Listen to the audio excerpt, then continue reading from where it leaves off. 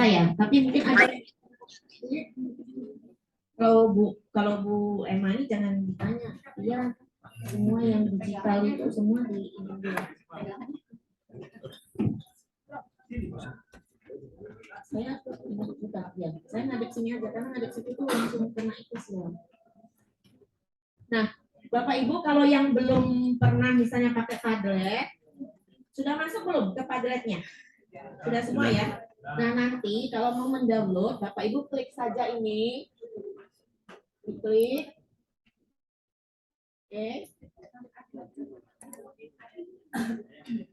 Nah, nanti di atas ini kan ada titik 3. Di atasnya ada titik 3. Bapak Ibu klik. Terus ada download. Ya, silakan itu bisa di-download.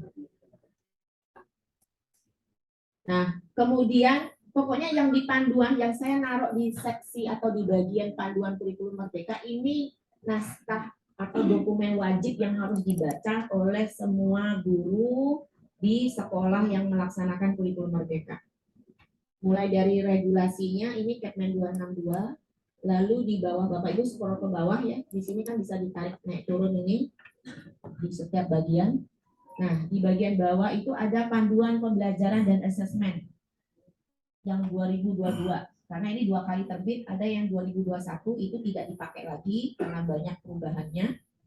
Yang kita pakai panduan pembelajaran dan asesmen. Nah, kalau mau tanya seperti apa sih Bu pembelajaran di kurikulum merdeka, pembelajaran terdiferensiasi seperti apa, asesmen awal seperti apa, ini semua ada di sini. Bagaimana penilaiannya Bu? Ini semua ada di sini. Ya.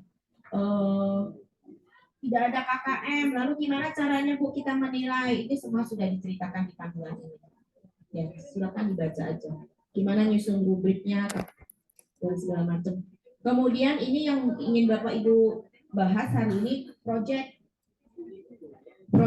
Ini ada panduannya. Panduan pengembangan project penguatan profil pelajar Pancasila yang 2022 juga. Nah, silakan ini bisa di-download sama seperti tadi caranya. Lalu ini panduan pengembangan kurikulum operasional sekolah. Jadi ini benar-benar kalau ini kan untuk nanti teman-teman yang melaksanakan kurikulum merdeka yang full ya, yang mandiri berubah maupun mandiri berbagi. Di bawahnya ini untuk guru BK. Nah, jadi ini yang panduan-panduan wajib yang harus dibaca. Jadi kalau Bapak Ibu baca ini sudah selesai sebenarnya. Semua tentang kurikulum merdeka Bapak Ibu sudah paham. Kemudian di samping ini ada tentang CP dan contoh-contoh ATP. CP-nya itu kita menggunakan keputusan Kepala Beskap. Beskap itu Badan Standar Kurikulum dan Asesmen Pendidikan. Ya. 033 ini yang terbaru, CP yang terbaru itu ada di sini. Tapi Bapak Ibu juga bisa, kalau CP yang pakai 0,33 ini kan halamannya ribuan, Bapak Ibu harus nyarinya susah. Nah, tapi di bagian bawah sudah saya taruh CP yang CP-nya sudah per mapel per jenjang. Ini. Bapak Ibu tinggal klik di sini file CP. Ini apa RAR ya, nih CP. Dan ini nggak perlu susah nyari, udah dibeda-bedakan mapel-mapelnya dengan jenjang-jenjangnya. Oke ya. Kemudian ada dimensi profil pelajar Pancasila. Nah ini nanti kita akan buka ini ya Bapak Ibu. Bapak Ibu ingin tahu tentang profil pelajar Pancasila itu apa sih sebenarnya? Nanti ada di sini di keputusan Kepala Beskap 009. Ya, itu ceritanya tentang profil pelajar Pancasila. Lalu kalau ingin membahas tentang pembelajaran terdiferensiasi, di sini ada konsepnya, contohnya sama referensi. Ya. Referensinya ini yang saya anjurkan Bapak Ibu baca kalau punya waktu. Ini referensi e-book tentang pembelajaran diferensiasi. Silakan Bapak Ibu ada waktu dibaca. Ini lengkap detail sekali bagaimana implementasi di kelasnya seperti apa. Ini ya, akses. Gak muat ya? Di sini depan masih kosong kok. Depan Bu. Ini tas saya bawa ke sini aja Pak. Biar ada yang bisa. Sini, yang sana dekat juga nggak apa-apa tuh. Nah, dapat kursi. Sini dekat kok, Ibu, Bu. Yang di belakang ipin-ipinan sini dekat sini. Sini masih kos coba tentunya pasti tidak selengkap bukunya. Kalau bukunya itu jauh lebih banyak lagi. Saya hanya ngambil beberapa contoh. Di referensi ini Bapak Ibu ada contoh RPP-nya. Nah, ini juga salah satu buku yang jadi dasar teorinya pembelajaran terdiferensiasi oleh Topinson. Di sini ada guru penggerak nggak ya? Ini guru Ada penggerak Bu siapa? Pak Yulianto sama Bu. Ada guru penggerak ya? Pak Yulianto sama Bu. Siapa satu lagi? Bu Vera. Vera belum. Bu Vera Basic sama Basic. Sama Basic ya. Oke. Nah, nanti guru penggerak ini sebenarnya kan materi guru penggerak juga. Ini salah satu buku dari ini Carol N. Robinson. Jadi pembelajaran terdiferensiasi itu kita banyak pakai teorinya ini, Robinson. Ya, ini salah satu buku beliau, silakan dibaca. How to Differentiate Instruction in Mixed Ability Classroom. Gimana caranya melakukan pembelajaran diferensiasi di kelas yang campur ya, dengan berbagai macam kemampuan. Jadi kita tidak perlu memilah-milah kelas, tidak mengelompok-kelompokkan kelasnya, tetap bisa diferensiasi di kelas campuran. Nah, yang nanti Bapak Ibu, ini jurnal terkait penilaian di diferensiasi, silakan baca. Nah, ini yang inspirasi strategi teaching at the right level ya, TAR. Bapak Ibu pernah dengar istilah ini? Masih muter-muter. Internetnya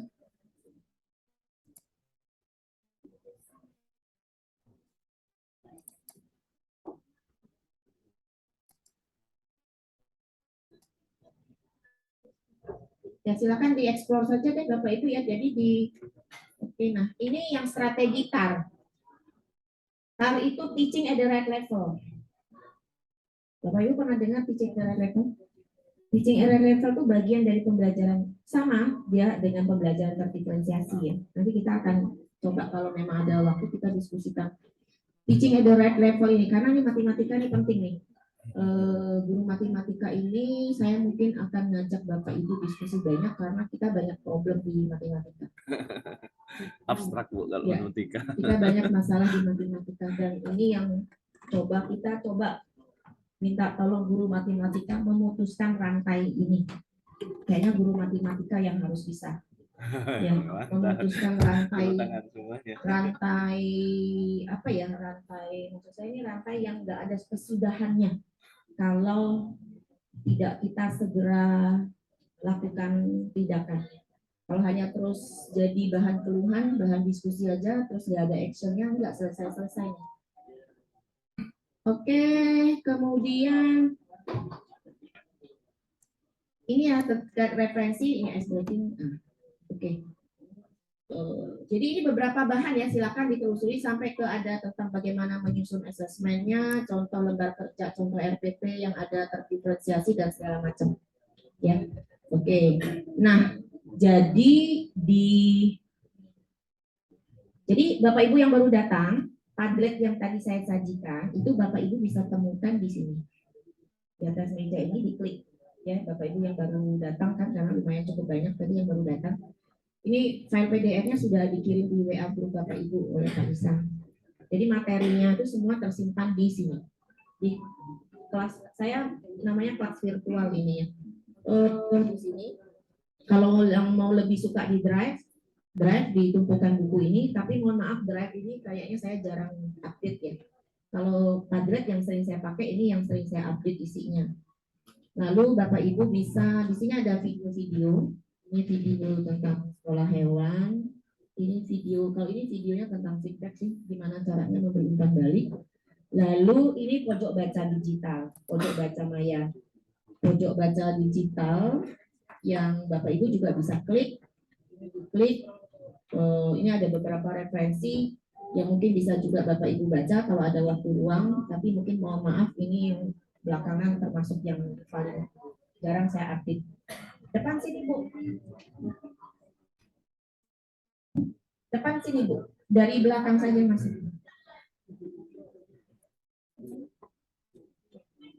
Oke. Jadi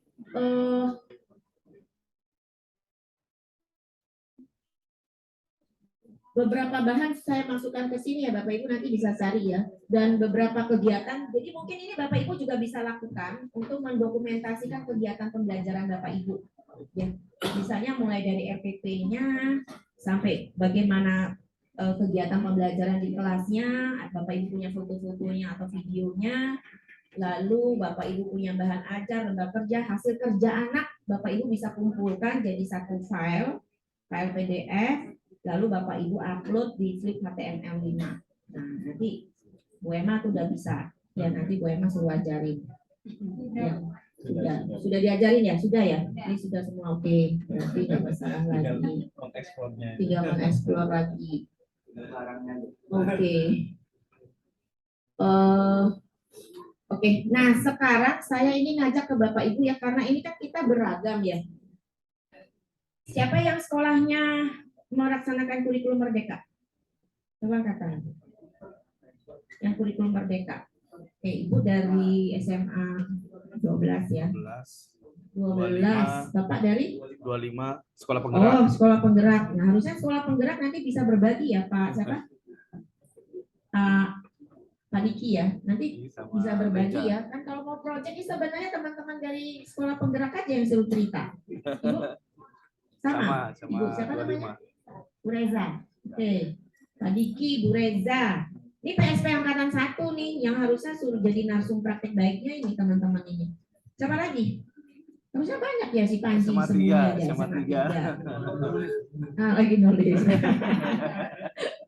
Oke.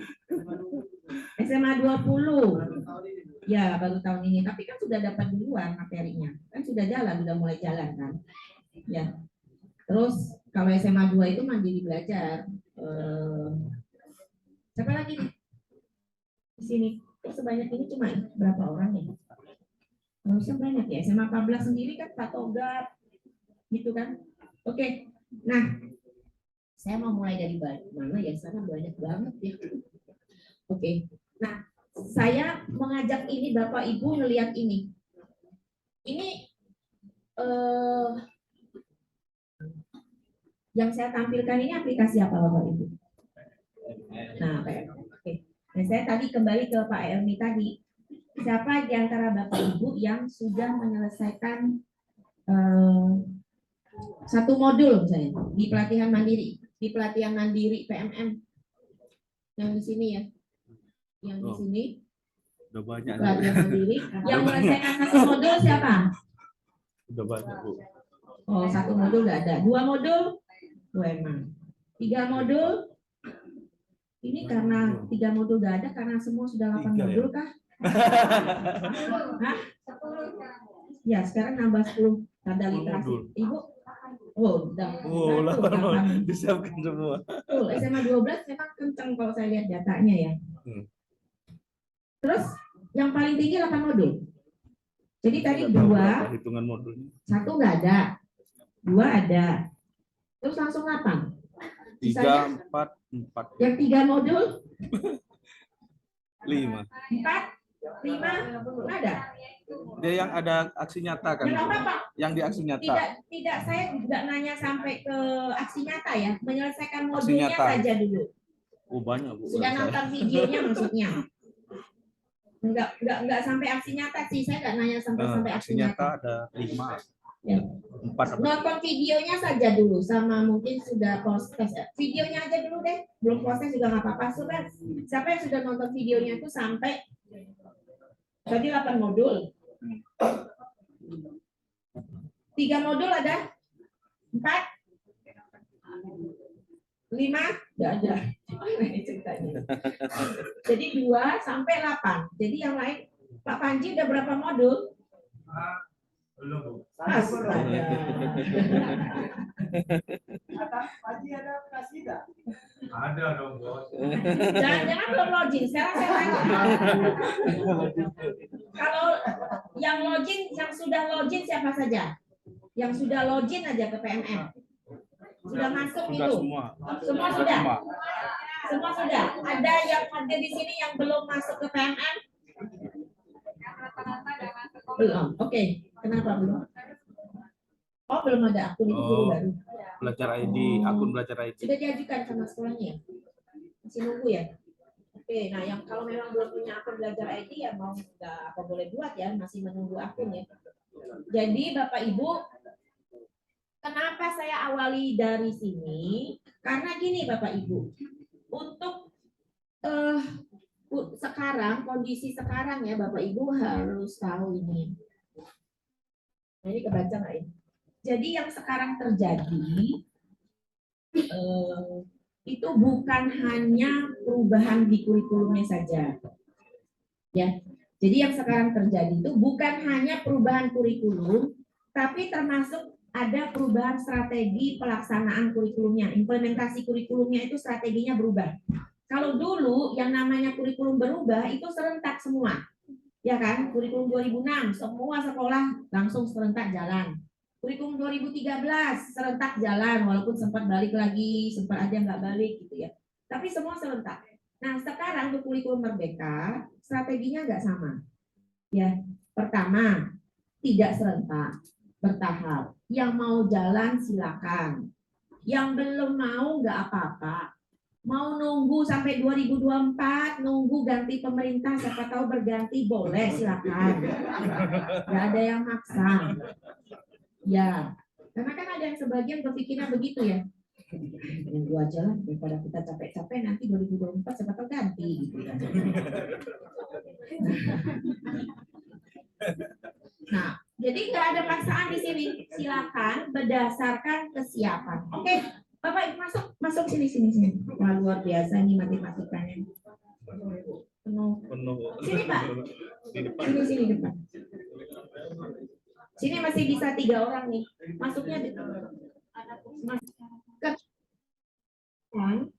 itu pelatihan gurunya itu mandiri, partisipatif. Karena gini Bapak Ibu, pemerintah itu ingin guru-guru itu tumbuh budaya belajarnya. Ya. Karena belajar yang hakiki itu adalah belajar atas keinginan sendiri. Ya. Kalau Bapak Ibu belajar karena disuruh-suruh, kalau ada pelatihan, nih ada pelatihan, kena panggil guru matematika, kirim sama kepala sekolahnya. Nah karena disuruh oleh kepala sekolahnya ya mau nggak mau ya ikutlah, karena namanya sudah muncul misalnya gitu ya mau nggak mau berangkat. Tapi karena ya ada yang senang kena panggil, ada yang juga aduh kenapa saya males lah gitu kan. Tapi karena terpaksa harus datang juga. Nah kalau yang sudah terpaksa gini kan sudah ceritanya udah pasti lain. Badannya aja mungkin duduk di situ ya, tapi apa yang di dapur entah apa-apa. Makanya balik ke sekolahnya masing-masing, balik lagi aku masih seperti yang dulu. Nggak berubah-berubah. K13 itu nasibnya kayak gitu ya. K13 itu dilatih berapa banyak itu duit pemerintah melatih Bapak Ibu guru dari IN, IPI, IK sampai ke guru sasaran. Berapa banyak. Tapi sesudah diterapkan gurunya masih kayak gitu-gitu aja. Masih seperti aku masih seperti yang dulu. Nah ini kadang-kadang tuh apa yang salah dengan kita gitu ya, susah banget berubah gitu ya. Nanti kita ngobrol banyak terkait ini ya. Jadi ini Bapak Ibu partisipatif. Karena Bapak Ibu kan guru, tugas utamanya kan mengajar. Jadi kalau saya buat kalimat, kalau guru bahasa Indonesia kan sering buat kalimat rumpang ya, kalimat titik-titik gitu ya. Saya buat kalimatnya gini, saya seorang guru, tugas utama saya adalah mengajar. Maka saya harus titik-titik. Nah, sekarang coba Bapak Ibu lengkapi. Sini depan Ibu. Tugas saya seorang guru, tugas utama saya adalah mengajar. Maka saya harus titik-titik. Nah, silakan isi titik-titiknya apa? Nah, belajar. Bapak Ibu yang ngomong ya, belajar. Tapi sekarang itu terjadi nggak Bapak Ibu? Bapak Ibu belajar nggak sih? Belajar. Oh, emang saya yakin belajar. Bapak Ibu yang lain sempat belajar nggak? Selain yang belajar materi matematikanya maksud saya. Selain materi matematikanya, kalau materi matematika kan itu benar-benar wajib karena tugas utama Bapak Ibu gimana mau ngajar kalau nggak ngerti matematikanya. Selain yang matematikanya, ada nggak Bapak Ibu belajar yang lain? Ada. Ada, bagus. Ya. Tapi banyak guru-guru kita yang ya terus terang kalau kita mau jujur refleksi ya budaya belajar guru kita masih lemah ya. Masih lemah.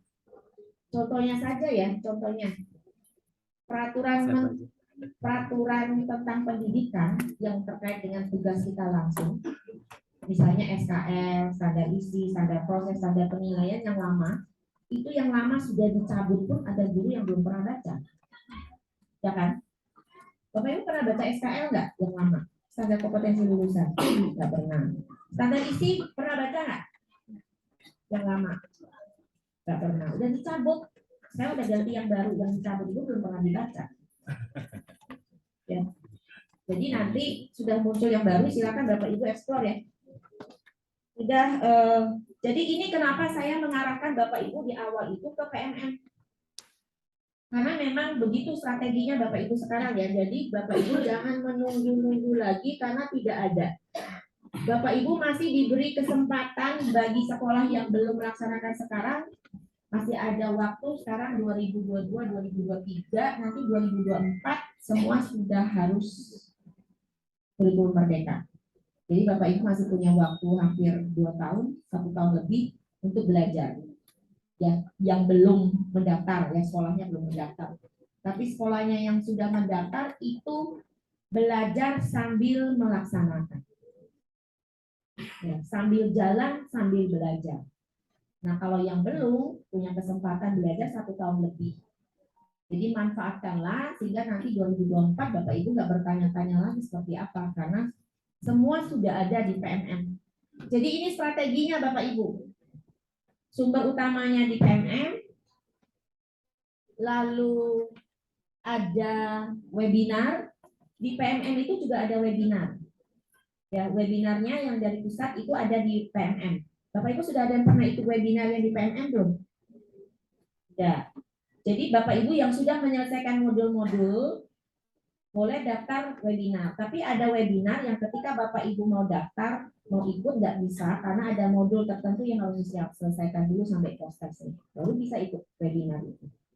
Jadi sudah ada di PMM. Tinggal lihat saja minggu ini tanggal berapa ada webinar nggak ya? Biasanya ada jam 6:30 sore sampai jam 8 malam webinarnya. Bapak Ibu tinggal ikut lihat aja judul webinarnya. Saya tertarik ikut webinar ini, saya ikut misalnya gitu. Di sini ya, di pelatihan mandiri ini ada webinar. Nah, ini webinar tentang asesmen profil pelajar Pancasila yang bermakna bagi murid. Jadi apa yang Bapak Ibu mau ketahui hari ini, sebenarnya ada webinarnya nih tanggal 28 hari malam ini. Hari ini. Malam ini jam 6.30 sampai jam 8. Nah, Bapak Ibu klik. Kalau Bapak Ibu klik, bisa artinya modul yang sudah selesai modulnya. Tapi kalau Bapak Ibu klik, ada keluar, Anda belum bisa mengikuti webinar karena Anda harus menyelesaikan modul apa. Nah, selesaikan dulu modulnya sampai ke proses, baru bisa ikut webinar ini. Ya, nggak sampai aksi nyata. Kalau untuk ikut webinar sampai proses saja cukup. Ya. Oke, jadi ini webinar yang disiapkan oleh pusat. Ada juga webinar-webinar oleh daerah. Ya, jadi walaupun ini teman-teman yang PSP angkatan 1, angkatan 2, tetap ya walaupun Bapak Ibu sudah ngikutin diklat segala macam, tetap harus mengupdate diri. Ya. Kemudian ini komunitas belajar, inilah yang sekarang Bapak Ibu lakukan. Ini komunitas belajar tingkat kota. Ya, tapi kita harapkan nanti di sekolah Bapak Ibu masing-masing itu ada komunitas belajarnya. Nah, SMA 15 itu ada sudah ya komunitas belajarnya ya, karena sudah muncul namanya di PMM, sudah terdaftar. Tapi saya nggak tahu aktivitasnya seperti apa. Aktif nggak? Ada pertemuan rutin nggak setiap bulan? Ada pertemuan rutin nggak? Belum.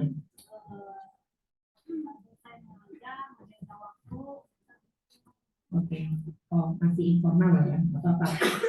Belum ada yang satu yang ngumpul bareng formalnya gitu, kalau enggak sekarang. Oke, nggak apa-apa, sudah jalan informalnya ya. Nah itu komunitas belajar. Ini sekali lagi kenapa begini? Karena memang pemerintah mau menumbuhkan budaya belajar di guru. Belajar bersama dengan teman-teman sesama guru itu lebih cepat Bapak Ibu ketimbang belajarnya sama narasumber seperti saya. Ya, sekali-sekali butuh memang mungkin Bapak Ibu perlu narasumber untuk penguatan secara teori ya. Tapi bagaimana praktek baiknya itu Bapak Ibu lebih cepat belajar dengan sesama guru yang sudah mempraktekkan secara langsung. Jadi ya, teman-teman dari sekolah penggerak angkatan 1 maupun angkatan 2 bisa cerita, nanti yang IKM juga bisa cerita. Ini yang saya maksud ini narsum praktek baik. Ya, siapa narsum praktek baik? Ini narasumber praktek baik adalah teman-teman yang dari PSP angkatan 1 untuk sekarang sementara ini. Karena yang baru ada itu. Yang angkatan 2 kan masih proses. Di mana Bapak Ibu bisa melihat siapa saja narsum praktek baik, itu ada di KMM. Bapak Ibu cari di komunitas. Komunitas. Ya, di sini ada ini komunitas yang ada di Kepulauan Riau, jenjang SMA SMK, MGP Matematika termasuk sudah terdaftar di sini. Ya, kalau soal komunitas belajar itu tugasnya Bu Emma, karena Bu Emma kemarin di TOT oleh BPNP Kepri, ya, untuk bisa mengaktifkan. Sebenarnya tugas Bu Emma bukan hanya di Kombel Matematika, tugasnya Bu Emma itu harus ke semua Kombel, mengaktifkan Kombel jenjang SMA. Ya, saya tidak akan cerita banyak, nanti biar Bu Emma itu. Nah, yang saya mau tunjukkan di sini itu ada narasumber. Siapa nama-nama narasumber yang ada di sini? Ini adalah nama-nama narasumber dari teman-teman guru dan kepala sekolah PSP angkatan 1. Ya, ini sudah ada nama-namanya. Kalau mau kita filter, kita pilih Kepri. Ini kemarin namanya diajukan, diverifikasi oleh pusat, tapi ini teman-teman banyak yang malah belum aktif nih narasumbernya. Kota karena hanya baru ada Kota Batam, PSP angkatan 1 di Kepri, baru muncul Kota Batam saja. Lalu kita lihat mapel matematika ya. Matematika. Kita pilih jenjang SMA. Oke, perannya semua ya, guru dan kepala sekolah. Ini ada 2. Ini dari 19 dan Yosudarso. Usumi kepala sekolah sih. Sama siapa nih Bu Ariana? Sama 19 ada nggak ada? Bu Ariana. Bu Ariana mau nyampe. Ya. Dan SMA 25 sayangnya sama SMA 6 itu namanya belum masuk karena kemarin itu fasilitatornya mungkin kelewatan merekom. Ya, tapi sekarang lagi dibuka juga kesempatan narsum praktik baik. Silakan daftar ya Pak. Pak Diki ya. Pak Diki sudah saya share kemarin di grup, nanti minta sama Pak Surman di share cara daftarnya narsum praktik baik ini. Jadi teman-teman narsum praktik baik ini harusnya mereka ini sudah mengupload bukti karya. Ini bukti karya. Kita lihat. MGP ya.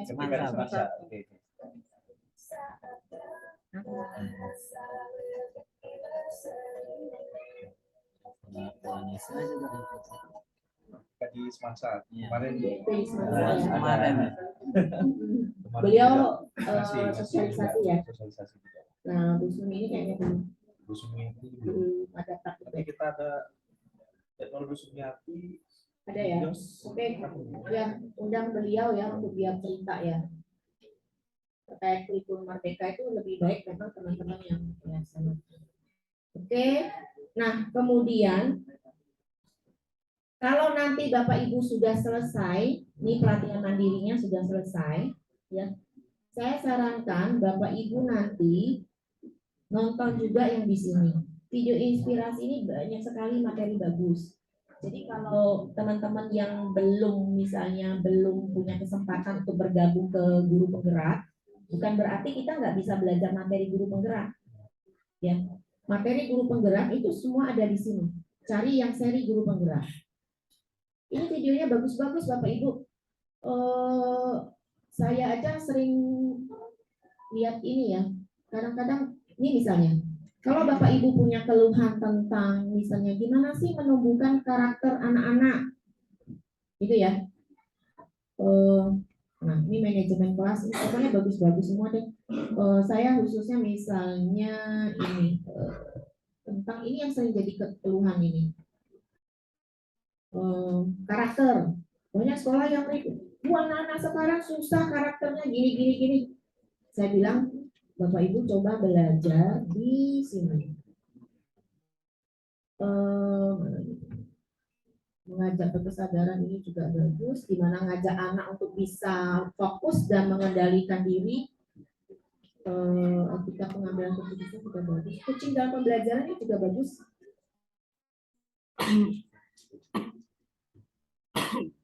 Nah ini misalnya nih, cari yang seri guru penggerak ini, yang lain sih bagus juga.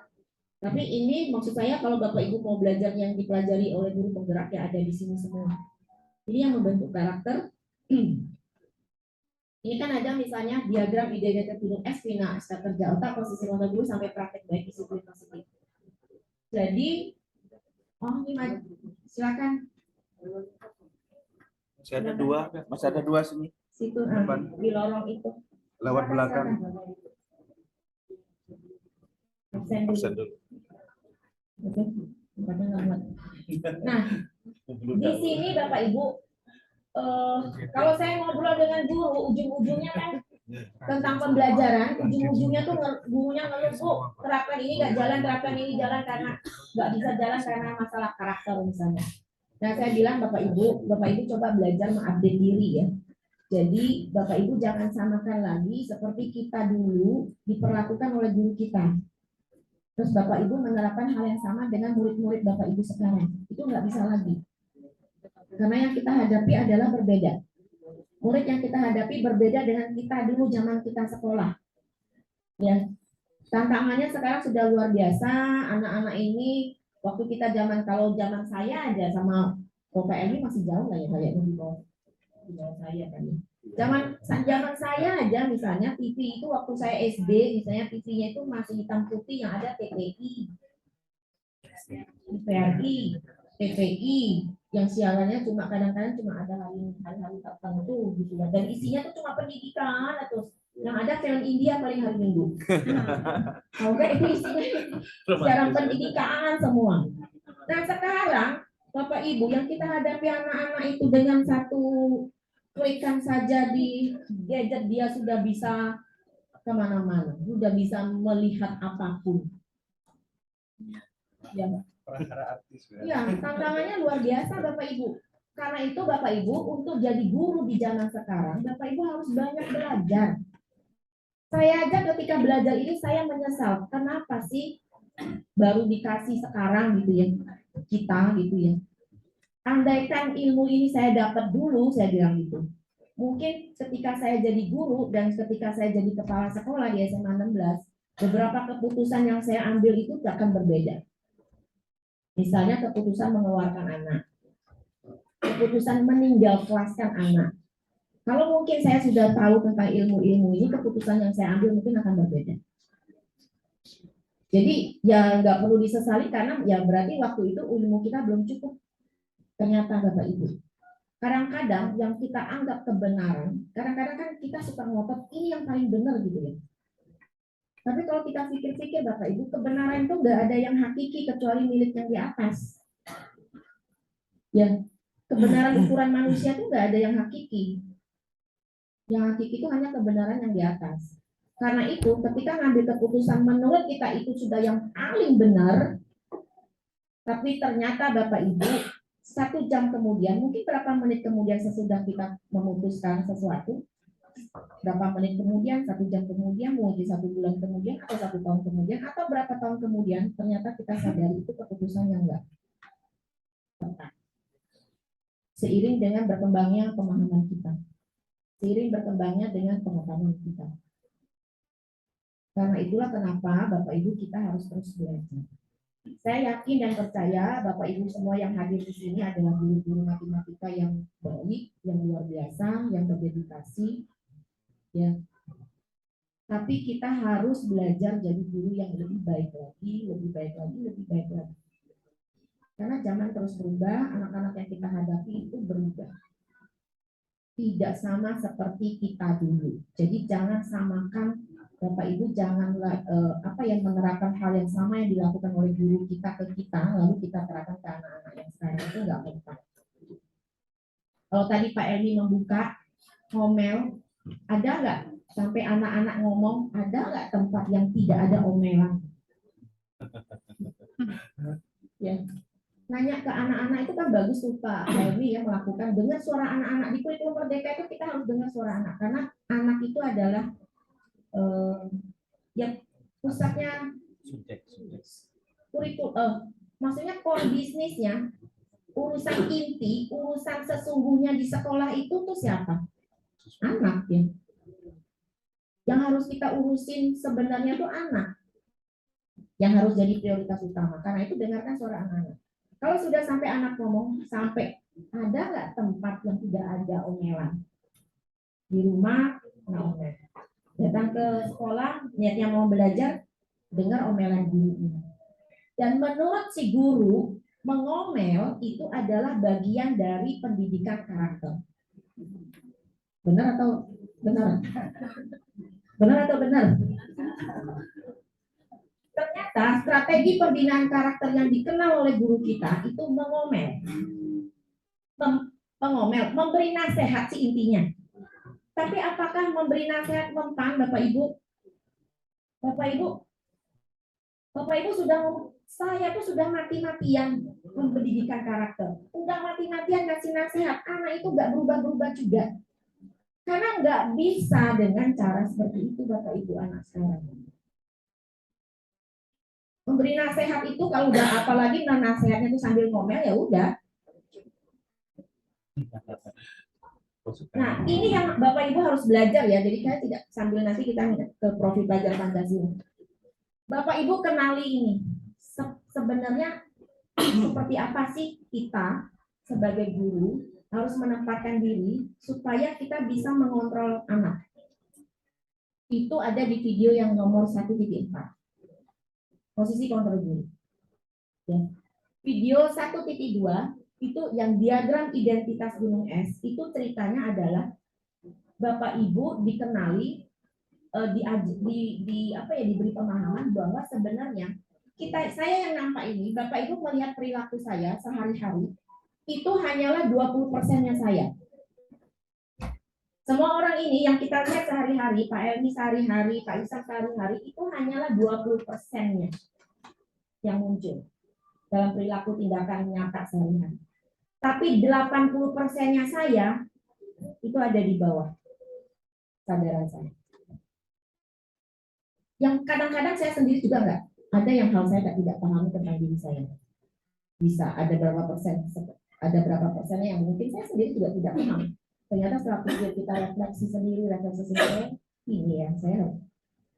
Jadi 80%-nya itu tidak muncul di permukaan Bapak Ibu. Nah, jadi Bapak Ibu ketika menghadapi anak-anak yang tukang bolos lah, yang malas lah, yang tidak termotivasi lah, ini keluhan semua guru. Anak-anak nggak ada motivasinya, Bu. Apalagi yang selesai pandemi ini, lebih parah lagi. Karakternya aduh Bu, gini. Sudah dinasihati berulang-ulang nggak mempan Bu, anak ini udah nggak bisa diapa-apain. Gitu.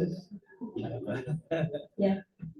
Nah, Bapak Ibu coba gali, karena yang muncul di permukaan ini hanya 20%-nya dia. Jadi di dalam ilmu psikologis itu hanya 20%-nya dia. 80%-nya yang menyebabkan kenapa 20% ini muncul, ini yang harus dicari tahu. Setiap orang beda-beda. Setiap orang beda-beda. Nah, gimana caranya menggali yang 80% ini? Bapak Ibu harus belajar lagi, namanya ada coaching. Ilmu coaching. Di sini mungkin siapa di sini mungkin ada yang sudah belajar. Coaching dalam pembelajaran. Tadi ada videonya. Gimana kita meng-coach ya. Ini coachingnya bukan coach yang di sepak bola coach ya. Beda. Jadi ini sekarang ilmu yang lagi tren di dunia pendidikan. Sebenarnya coaching ini sudah lama, tapi lebih banyak dipakai di dunia usaha industri. Jadi perusahaan-perusahaan besar, perusahaan-perusahaan itu sudah menggunakan teknik coaching untuk bisa melejitkan potensi karyawannya.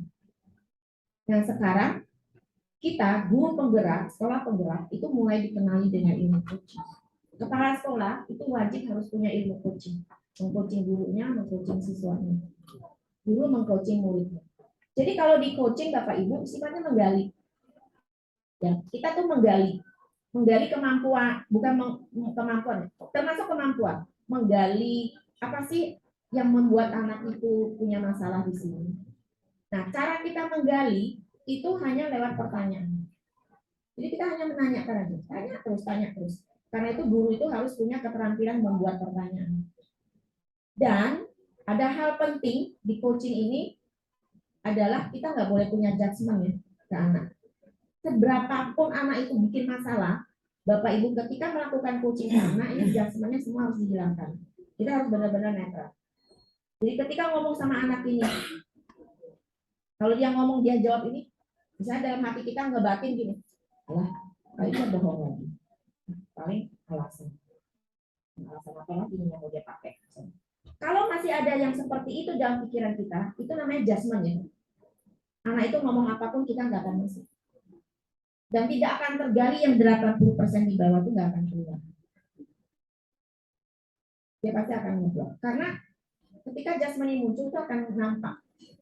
Yang bagaimana kita bertanya-nya, mini buka kita segala macam. Jadi Bapak Ibu saya sarankan nanti belajar video tentang coaching dan pembelajaran.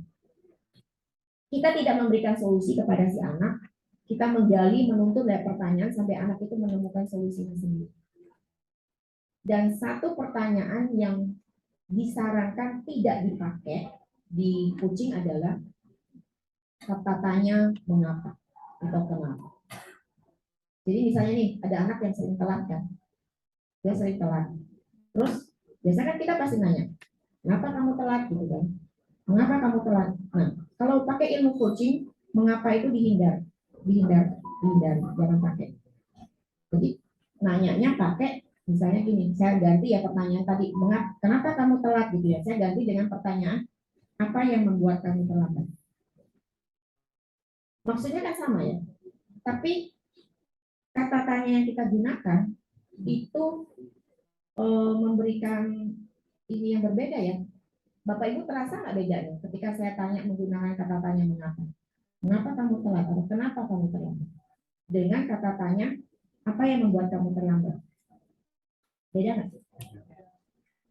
Kata tanya mengapa, kenapa, itu mengandung judgement. Mengandung judgement.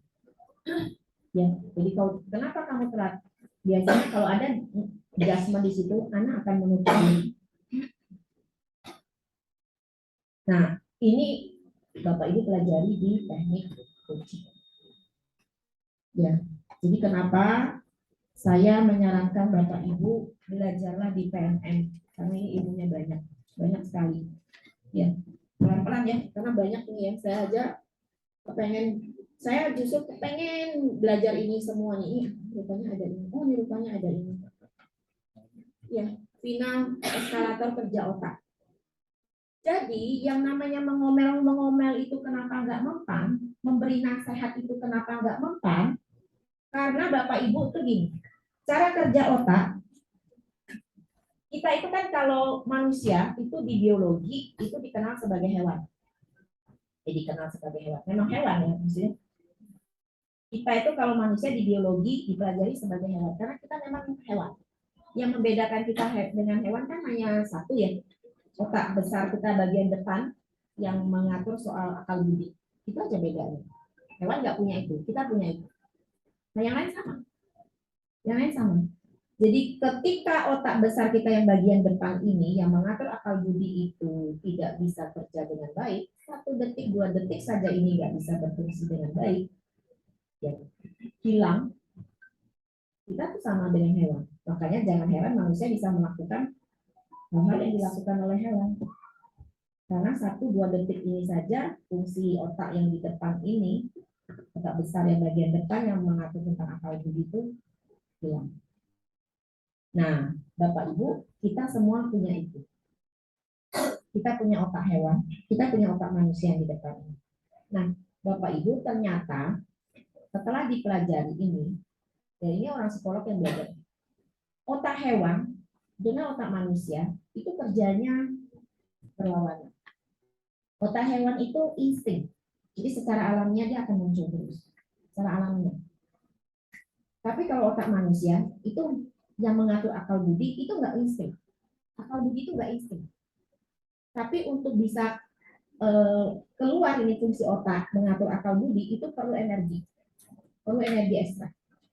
Kalau hewan, otak hewan nggak perlu energi ekstra, dia akan otomatis keluar karena itu insting basic kita. Jadi itu digambarkan seperti tadi, seperti kita naik eskalator, kok hilangnya? Ya udah, yang tadi ya cara kerja eskalator dan kerja otak. Jadi itu digambarkan cara kerja otak hewan dengan cara kerja otak manusia yang otak besar bagian depan itu seperti orang naik eskalator yang posisi tangganya sedang turun. Kalau perbuatan negatif itu kan nggak susah ya Bapak Ibu ya. Kalau mau marah ya marah aja kan keluar otomatis ya. Ada nggak orang yang susah marah? Marah gampang. Marah tuh langsung gitu aja. Mau iri, mau apa segala macam itu langsung keluar otomatis. Tapi kalau mau berbuat baik, melakukan karakter positif itu berat. Kenapa berat? Kenapa susah? Karena memang yang mengatur itu bagian depan itu dia butuh energi. Otak hewan nggak butuh karena dia insting. Dia basic kita. Ya. Nah ini supaya otak depan ini berfungsi terus aktif itu harus dilatih,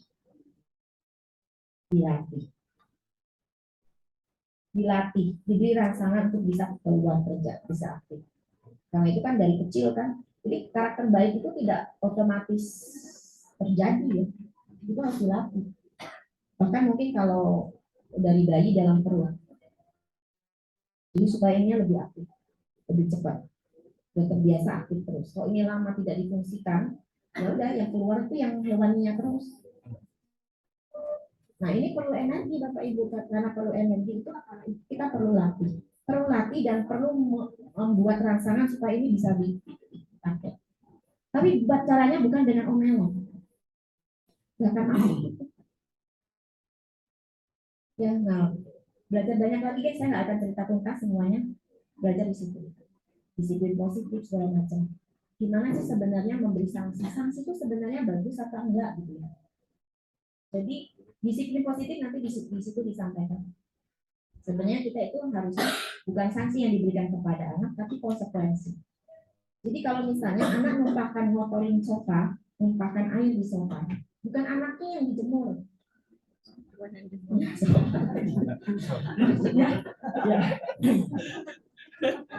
kita kan nggak buat PR anaknya dijemur, gitu kan? Apa urusannya sama nggak buat PR dengan dia dijemur?